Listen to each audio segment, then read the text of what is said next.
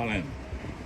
Estamos aqui na Fazenda do Sol, no Parque Sérgio, juntamente com o senador veneziano, com Dona Nilda Gondim, Galego do Leite, Ana Cláudia, para que a gente possa falar um pouco sobre o que a ciência e tecnologia do nosso país ela pode fazer para a sociedade que está inserida dentro do semiárido brasileiro.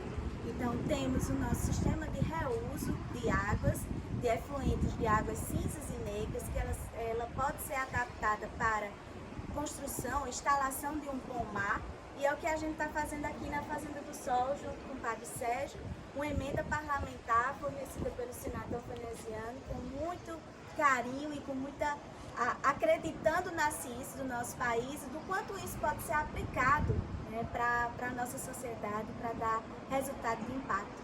Padre Sérgio, qual o impacto desse sistema aqui na Fazenda do Sol, e também juntos vamos agradecer ao veneziano, Dona Nilda, Galego do Leite, Ana Cláudia, por acreditar na ciência do nosso país. Primeiro, muito obrigado, né? Porque quando nós nos unimos, juntamos as nossas mãos, nós temos condições de levantar alguém, trazer alguém conosco, dar um novo sentido para a vida.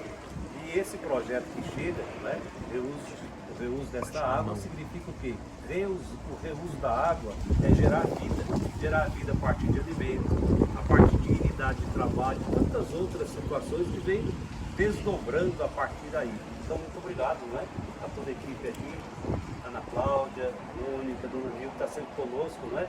Veneziano, Galego do Leite está chegando conosco também. Muito obrigado a cada um e vamos nos unir em favor da defesa da vida nesse espaço de resgate ao sentido da vida, que é aqui a Fazenda do Sol. Nós estamos muito felizes. Isso aqui é uma obra de Deus sob a condução desse extraordinário reverendo. O Padre Sérgio faz o diferencial. Nós que visitamos, nós que estamos tendo a oportunidade de ver no dia a dia o que é produzido em termos de gestos humanos para com aqueles que tanto padecem desse carinho, é algo impressionante.